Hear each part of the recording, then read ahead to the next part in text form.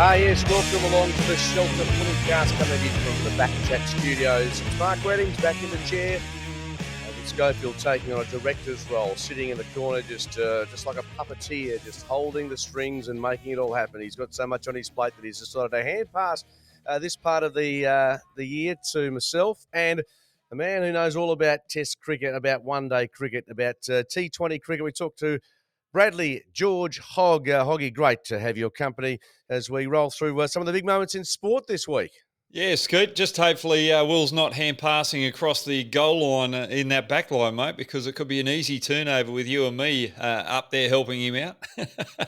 Exactly. Now, music you would have heard, Hoggy, was at the top of the show was from the Southern River Band, local lads out of Thornley. Scully's been to a couple of their performances. And I can tell you right now, on Friday, December 2, Shelter Brewing Company will be hosting the boys, clear the furniture. We're going to pack our bus for a wild live show. It's going to be an absolute beauty. DJ Genga. Naked. I'm not sure that means he's going to be naked, locked in to keep the party going all night. So that could be one to keep blokes like you. In fact, Hoggy, wouldn't surprise me if you did the same thing during your cricket days on tour. Tickets available, by the way, on events page of the Shelter Brewing Co. website, shelterbrewing.com.au. Just to recap the fact that we're going to run through, it's called FootyCast, the Shelter FootyCast, but essentially it's a sportcast of what's happened in the world of sport. Monday and Friday, as it turns out at the moment. Socials at Shelter FootyCast. You can get involved at footycast at shelterbrewing.com.au. YouTube, BackChat, Shelter FootyCast, you name it, it's there. And, of course, all thanks to Shelter, born and brewed in Busselton, WA. Hoggy, now you look as fresh as a daisy, but we want to just touch on a couple of brief sporting moments, including Australia at the T20 World Cup, the Wildcats and their troubles having lost 5 in a row. And I just want to just recap my Melbourne Cup sojourn, which produced a few laughs but not many winners. But today's a big day for the Australians over there in Adelaide. It's a huge day. There's a couple of injury concerns as well. You've brought up Aaron Finch, whether he's going to play or not.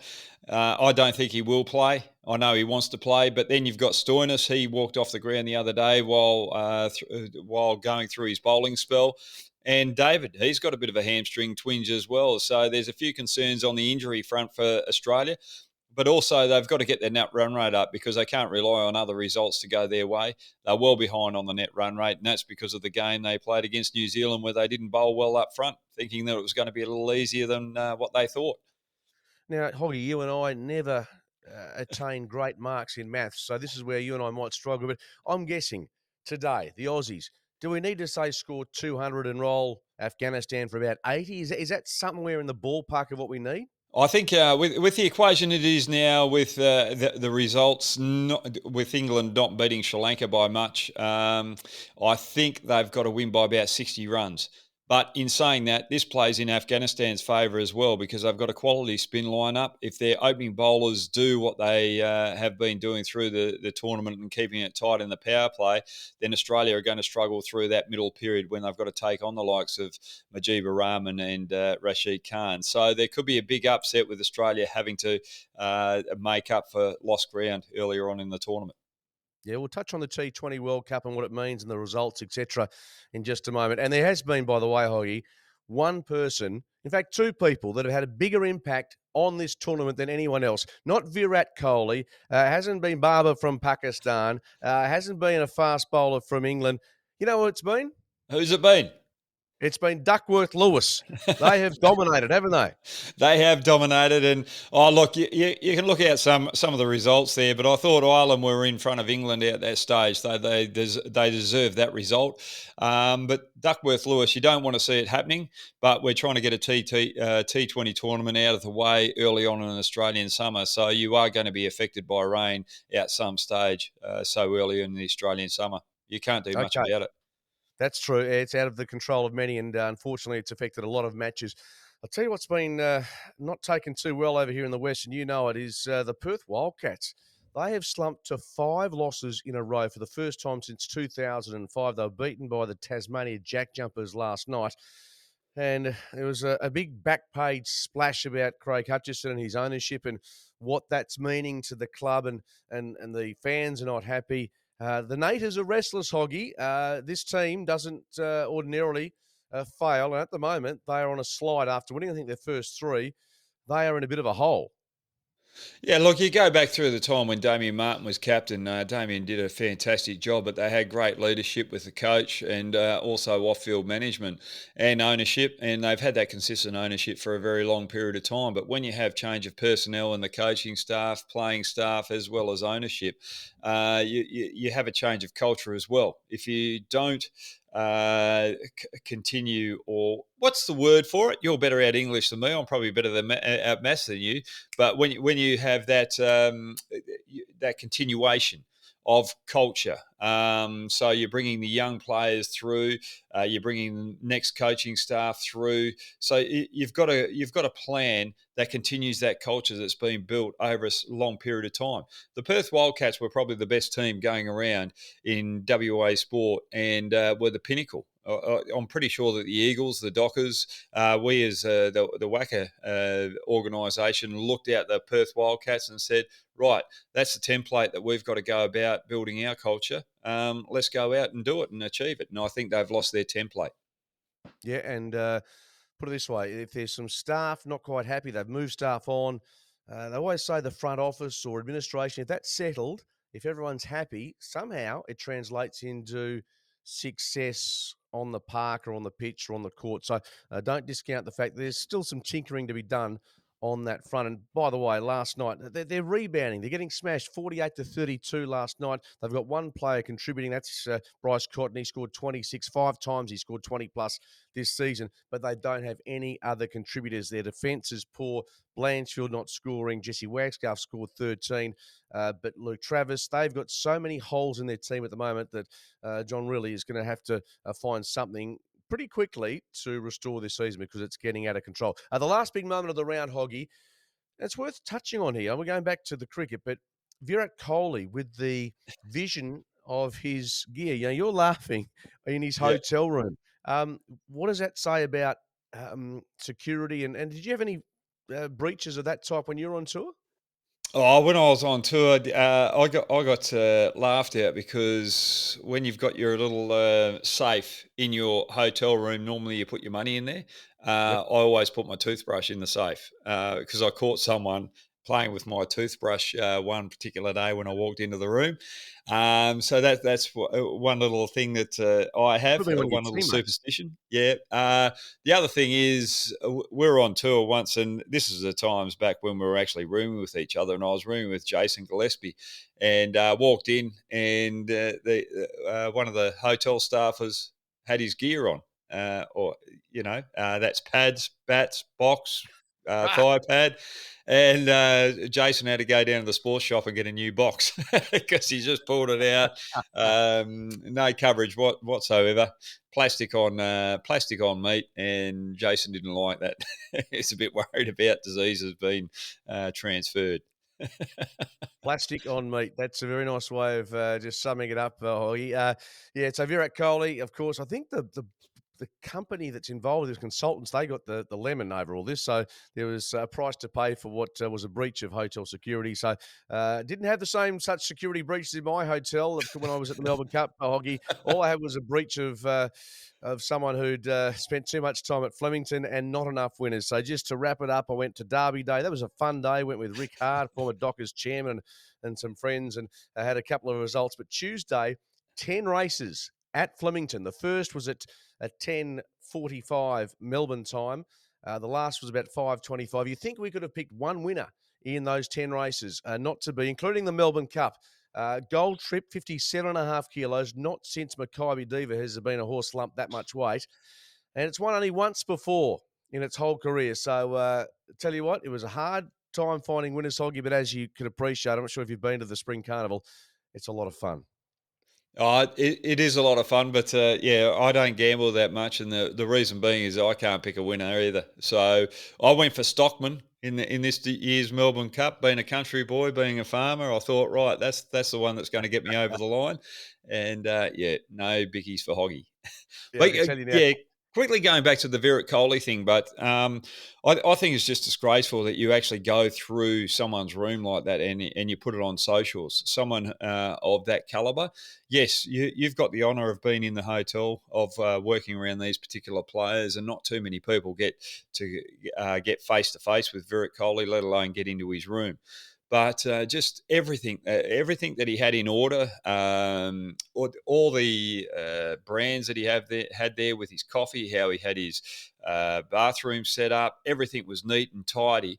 I just think it's a disgrace that people see how he lives behind the scenes, because there's other players in there that are a little bit messier. I've toured with a lot of players that you don't want to room with, because basically their clothes are all over the place. And you know, I won't go into naming names, but there's other players that just leave their shaving, what do you call Cream, it? Their little sparks stubble. off on the stubble on the kitchen bench or on the bathroom bench. And you walk in there and you've got to clean it up yourself. So that's why we've got our own room. So I just think it's terrible that you go in there and try and source out how people live behind the scenes, because that's their little bit of privacy. And the other thing is too, being on the opposition team. Now that you look at how he lives, you can just look at little things and just go, right, oh mate, yeah, your pants are just slightly off off to that neatness that you want, and you can really pick on it. So there's players there that got all superstitions, and you can pick those superstitions up with moments like this. It's disgraceful. It is disgraceful. And you mentioned about bad roommates. I can say this in all honesty. I remember going away with the WA team. There was a one-day game in Sydney. We all sat in someone's room and having a drink afterwards. And the general consensus, Tom Moody, the captain back then, was that one George Bradley Hogg was the worst person to room with. So Yep. don't start throwing sticks and stones, my friend, when you know that you had the reputation as a very tough person to room with, not because of maybe your uncleanliness or hygiene, but you're a pain in the ass just to because of your inability to sit still for more than 5 minutes. Anyway, there's no Yeah, well, reply to that. that's exactly right. Well, my first tour to Australia was in '96 over to India and Sri Lanka, and they had to rotate my roommates simply because I got up about 5:30 in the morning with the sound of the chooks. Being a farmer, and I couldn't get back to sleep. So I'm always looking for a bit of conversation. I couldn't keep quiet. I had to keep busy, and yeah. So people can, all the cricketers out there, you can thank me for having your own rooms now. If it wasn't for me, we'll be partnering up, and we wouldn't be able to have our families over on tour as well. So thanks, Hoggy. Yeah, thanks, Hoggy, and to all those former roommates who were with him. They paid the price so that others after them could get a better lifestyle on I the road. They are our big moments of the round. This is the Shelter FootyCast / SportsCast coming to you live from the BackChat Studios. Righto, Hoggy, let's jump straight back right. into the T20 World Cup and a bit of a wrap on some of the matches that have taken place. And we go back to Monday. Australia, of course, defeating Ireland by 42 runs. It was all about the net run rate, wasn't it? And Aaron Finch's form, which was under scrutiny. I wasn't all surprised that he scored big against the Irish, who were quite competitive with the bat late in the piece. But what did you make of that performance by Australia? Still not the complete, 40 over effort in many ways. Yeah, it's still not the complete 40 over effort. I'm still disappointed with the way that they're in the field, the energy that they've got in the field. I don't think it's up to scratch. It's not an Australian way about going about it. So I think that there's still plenty of room to lift. I think the bowlers are still underdone. I don't think they're out 100% going into this particular tournament. That's in preparation. And there's still some holes in the batting as well, which I think can be exposed moving further into this tournament if they get into the finals. So there's a lot of work to do. It's good to see Aaron Finch in a little bit of form, but I just hope he finishes off with a big bang with his career. I don't think he's going to continue after this T20 tournament, after retiring from the one-day international. So I just want to see him finish on a nice high. Yeah, I don't think he'll play again for Australia. I don't think he'll play today. I think Australia will miss out on the semi-finals. So I think he's done and dusted, Hoggy, unfortunately. And look, he's had a really good career. 63 from 44, you mentioned against Ireland. He's obviously a popular captain because his form. My question was, after he retired from one-day internationals because of form, he still played in the T20, which, I mean, I couldn't quite work out how his numbers or his form was going to get much better playing an even shorter form. But I think all credit where credit's due, as you say, he's been a popular leader. And this time last year or thereabouts, they got the ultimate success in T20 cricket. Yeah, exactly right. And you go back to the UAE, I thought they were going to get wiped off because they hadn't been playing together. They'd been chopping and changing their team. People wanted to have rests. And so they didn't have that consistent group going into that tournament. But they proved everyone wrong. And they might be able to turn it around now, but they need to have results going their way. Look, if Aaron Finch. If the World Cup was next year, I don't think Aaron Finch would have played in that. I think he would have been dropped with form leading into this Australian summer. For me, I think the Australian players at the present moment have caused the issues themselves because they've got a lot of issues off field as well that they've brought on themselves, telling Cricket Australia who can sponsor them and who can't, deciding when and what coach they want. So there's a lot of expectation now, and they've got to stand up and deliver. If they don't deliver, there's going to be a lot of pushback from the Australian public moving forward. Yeah, see, I beg to differ, Hoggy, and I agree with a lot of what you said, but I was thinking as I was driving here this morning, going, how much do Australians really care about the T20 World Cup? I mean, I was with a mate in Melbourne. He said after the 2018 AFL Grand Final, a mad Collingwood supporter, he sat in the stands and cried for a good hour after, just sat there and was absolutely distraught. If Australia's knocked out of the T20 World Cup before the semis, I don't think people go, that's a shame, disappointing. It's a bit like any T20 competition. You don't live and breathe it. I think you enjoy it, you love it, but it's not tribal. Yeah, I totally agree with you, but that comes down to just too much cricket being played around the globe at the moment, and too much cricket being played here in Australia. You sort of just finished the footy season. You want to slowly move into the cricket season, and cricket season generally starts just in December, just before Christmas, where we have the Test matches there. Then we move into the Big Bash, and when we get to the Big Bash and the Test matches around that time, I just think we've over. Uh, um, we've put too much on the cricket calendar at the moment with too many Big Bash games and too many Test matches and international games as well that we're trying to fit in. So we've really got to look at that moving forward. But at the end of the day, we're trying to fit T20 tournaments in around the globe, international cricket, ICC events as well, and it's very difficult because this calendar is getting more cluttered by the day. And the cricket administrators just got to sit back and go, right, what's best for cricket in 10 years' time? Where's cricket going to be in 10 years' time? If that means getting rid of one day cricket, well, let's make the call right now and put all our eggs in the T20 basket and the Test match basket and concentrate on that and give the best product possible for the viewer out there and the fan. Yeah, fair enough. Exactly. Just going back, recapping that game against Ireland, Barry McCarthy, 3 for 29. And also, not sure if you saw that, the six that he almost stopped off Marcus Stoinis midair. Great catch. And then, of course, damaged his ribs or his, I might have taken some air out of his sails at one point, but he was terrific for them. And Maxwell took 2 for 14. So the Aussies, the net run rate was improved. It wasn't as big a win as they would have liked, but they keep themselves in the conversation. Next up, Sri Lanka defeat Afghanistan by 6 wickets. Sri Lanka have got England next up, and it's a big game, obviously, for England. Can this Sri Lankan side do a lot of damage? The Silva bats at 3. He dominates, hit 66 from 42 against Afghanistan. They've got some good bowlers, but have they got the nous to knock over England in a match which means so much? Well, this game's in Sydney, so if the game's in Sydney, the wicket's been slowing up a little bit, so that brings Sri Lankan spinners back into play, but also brings their pace bowlers into play, where they like to take pace off as well.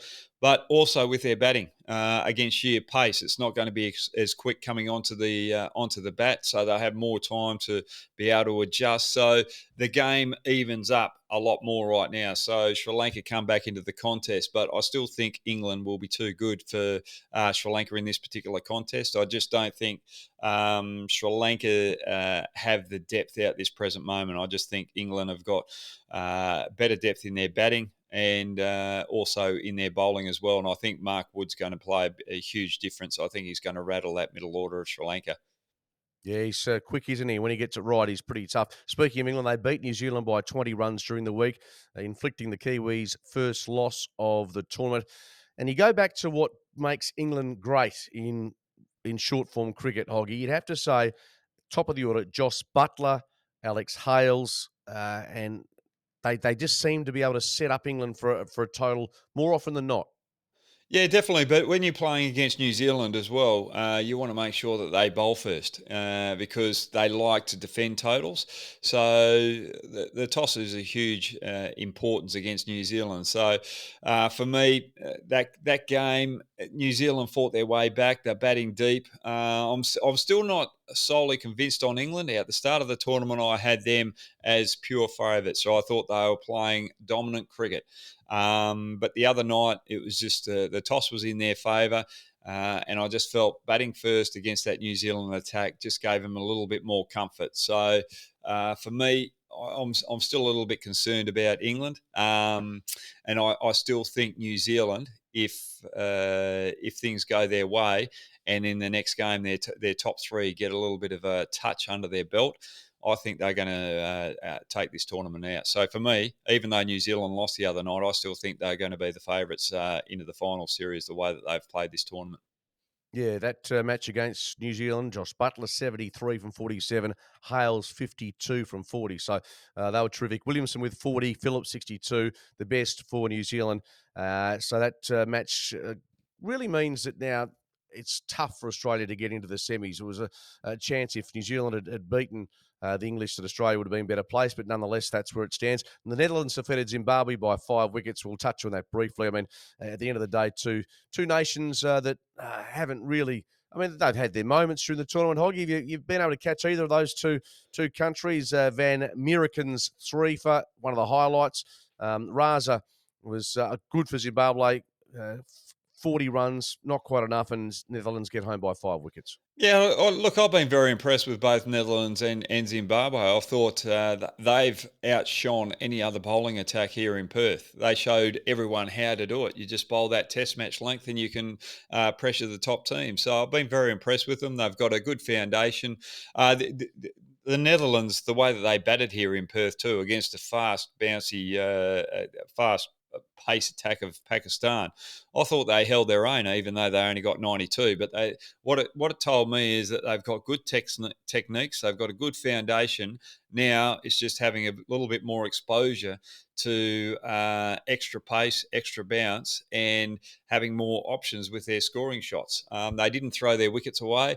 They were prepared to be there for the fight. So for me, I think there's a big future for these two teams moving forward.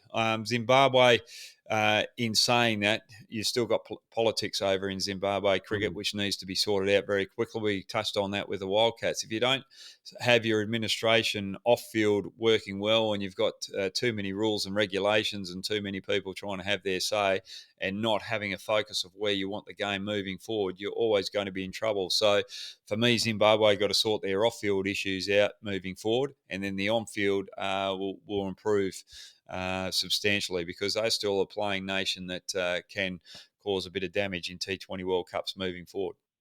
Beautifully summed up, Hoggy. And by the way, that was Netherlands' first Super 12 win. So that was a great result for them. England, we've mentioned India defeated Bangladesh by 5 runs under our old Duckworth-Lewis system. And a bit of a scare there for the Indians because, of course, Bangladesh were in a pretty good space. Rain came, a run out, which was unfortunate, spectacular fashion. Lytton Das was outstanding. But what did you make of that match? Because India were on the back foot for a large portion of it. Yeah, I thought Bangladesh should have won that game easily. I just felt after the rain delay when they came out and it was a shortened game, they were just trying to find the boundary way too much. They had the equation, I think it was about 52 off 36 deliveries. So they only really needed to have 3 or 4 boundaries and just work the ones and twos. And they could have got that, got the game over and done with a little bit easily. But that's the thing with Bangladesh. They're not a power team. They're not a team that can find boundaries as regularly as other teams. And when you're trying to overhit and you're trying to make something that's not there, you're going to have a lot more dot balls build up on you. And that's probably where Bangladesh lost it, just trying to find the boundary too much rather than going to their strength, pushing the ones in the square boundaries. And when you hit down the ground to the longer boundaries, just try and take a little bit of pace off it and try and find the odd two on that longer boundary. So they didn't really have a good game plan against India, and they just got caught up on the emotional side of things out the back end. And last night, I caught a bit of the Pakistan win over South Africa by 33 runs again. Rain came in Sydney. Pakistan keep their semi-final hopes alive. Shadab Khan was outstanding, 52 off 22, 2 for 16 with the ball. He was the pick of the bunch. And is it Norji picked up a nice 4 for 41 for South Africa. He bowled some really good death Yorkers and change of pace.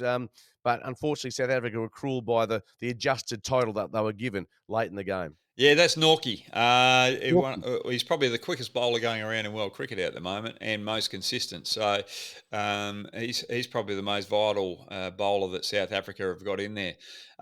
Look, I was impressed with the way that Pakistan went about it. The good thing about Pakistan is when Rizwan and Babar Azam aren't performing out the top of the order, they've scored 50% of their runs over the last year or two. They generally struggle. So they haven't performed, but the likes of Iftikhar, Masood really have stood up in this tournament. And who's the other guy that came in for Fakhar Zaman last night? It just he's he's just They'd be worried there, Harris. Harris Harris. came in, yes, and Harris Ralph. yeah, Harris came in and delivered with the bat out number 3. So for me, it just shows that Pakistan have got a lot of depth.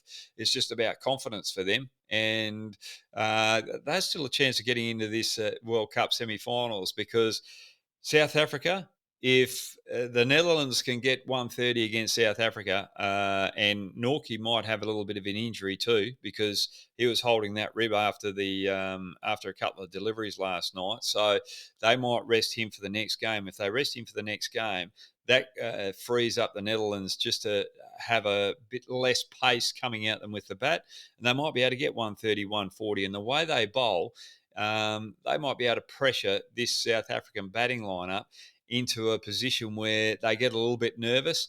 They start to play a few shots that aren't there, and all of a sudden they pick up a few cheap wickets, and South Africa are on the back foot. There could be an upset here where either Pakistan or Bangladesh could come through into the semi-finals through the back door. Okay, Hoggy, given you've just said that, the top 2 teams, by the way, from each group go into the semis. Group 1, New Zealand, England, Australia. Will it be Australia missing out after this weekend, semi-finals wise? Get the crystal ball out.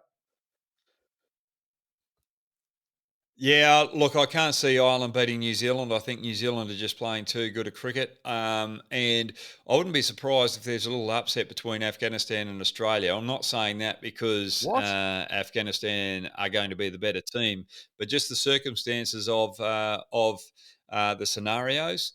If New Zealand win that first game, then Australia have to really make a huge impact against Afghanistan, and they really have to work on their net run rate.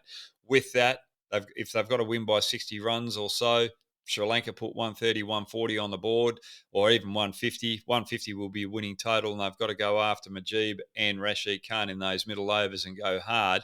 That goes in Afghanistan's favour. So those little scenarios just tip the weight to Afghanistan beating Australia in that scenario. But that will only happen if New Zealand beat Ireland. If Ireland beat New Zealand, then Australia can play a little bit more conservatively and just get the win, get over the line. Yeah, I think a lot has to go right for the Aussies. India, South Africa, and Pakistan, the top 3 in that next group. And you'd suspect that well, India through, South Africa only lost the one game. It's been Pakistan so close, but they've missed a couple of matches by small margins, and that might hurt them. Yeah, the game against Zimbabwe here in Perth is going to really hurt them out this final stage. They should have won that game. They're a little bit lackadaisy. The first 4 overs of that particular fixture, where Shaheen Afridi and Nazim just bowled way too full, allowed Zimbabwe to get away to a good start and get a reasonable score on the board, which they defended. So they'll be very upset with that. But there's still a chance of getting through. So South Africa. Yeah, I don't think they're going to lose to the Netherlands. But if they do, Bangladesh is still a chance to get through to the finals as well. If South Africa lose, because both teams can get 2 points and move ahead of South Africa. But then you've got India, Zimbabwe in that final game. Zimbabwe chance of beating India to a certain extent, but the percentages aren't in Zimbabwe's favour. They if they bat first, they've got they've put a total of 140 on the board. They've got a chance of defending it, but India prefer to chase anyway. So I can't see Zimbabwe either way, whether they bat first or bowl first, putting pressure on India in that final game. I think India are going to go through. It's just a matter of whether South Africa get beaten by the Netherlands to allow Bangladesh or Pakistan to get through. And just before that, Skeets, forgot about the England game. England versus South Africa, Sri Lanka game. That's a big one. I think England will win, but there's a huge chance that Sri Lanka could knock them off over there in Sydney with the way the wicket's playing at the moment. Yeah, you're right. With the spin, if it does a bit, that might help them. Just recapping the matches coming up over the next few days. Ireland v New Zealand, midday, Adelaide Oval. So, well, my day's just about done. I'll just go and watch that and kick on for the rest of the afternoon. Australia, Afghanistan from 4 o'clock, also at the Adelaide Oval. Hopefully the weather's fine. I'm not sure, Dan, if there's any forecast there, but hopefully some blue skies. As you mentioned, Sri Lanka, England, 4 o'clock Saturday, SCG, South Africa. That's tomorrow. South Africa versus the Netherlands. 8 a.m. Sunday at the Adelaide Oval. Pakistan take on Bangladesh at midday, also in Adelaide. Zimbabwe and India rounded out Sunday at the MCG at 4 o'clock. And we think India cruising at the moment. That is our World Cup T20 update. Brad Hogg, Mark Reddings. This is the Shelter FootyCast / SportCast. Moving on quickly, Hoggy, let's just touch on cricket again. I was only watching this online, but what a performance by Western Australia in the Sheffield Shield. 3-wicket win. Aaron Hardy, what a performance from him. Hilton Cartwright deserves great credit. 69. They were chasing, 190 odd in the second dig, but they were 6 for 80, or they were in a world of pain. But Aaron Hardy, he did it in the Sheffield Shield final. He's done it again, this time in a match at the Wacker, also involving another quality side. Yeah, well, it just shows that West Australia producing quality cricketers and cricketers that are playing well under pressure. You mentioned Hilton Cartwright there, who played a couple of test matches a couple of years ago. He's starting to find form again and work out his best. But the thing that I'm really pleased with WA cricket at the moment, both with the men and women, they keep fighting. They never let down. They got bowled out cheaply. They were well, in the first innings. They were well behind the game. Then Queensland came out and they got a good opening partnership or good start with their opening partnership in that second innings. But they just kept fighting, and eventually bowled Queensland out for less than 100, kept themselves in the game, then came out and kept that fight right to the end. Full credit to Adam Voges, full credit to the players, full credit for the Wacker, just the way that they're developing the next generation of cricketers and creating a fantastic culture down there. Absolutely, a great result. We're now top of the table in the Sheffield Shield, defending champions, and we know that the Marsh One Day Cup and the Big Bash still to come. Hoggy, always a pleasure talking some sport and some cricket specifically with you with the T20 World Cup. I'm glad that that Berets kept that brain in nice warm order. You've always got some interesting thoughts on the great game. Thanks for being part of it. We'll chat next time, and hopefully Australia's got something to talk about semi-final action. Yep, no. Hopefully Australia are in the semi-finals, and I'll tell you what, Skeet, you go and find your calculator, and I'll go and find my thesaurus. Exactly. Brad Hogg joining myself, Mark Reddings, our Shelter FootyCast / SportCast from the BackChat Studios. Of course, don't forget on Friday, December 2, Shelter Brewing Company, we've got the Southern River Band, big performance, DJ Ginga, who's going to be naked doing his best work. Maybe Dan, after a couple of short, sharp ones, might join them as well. Thanks for your company. We'll see you next time on the Shelter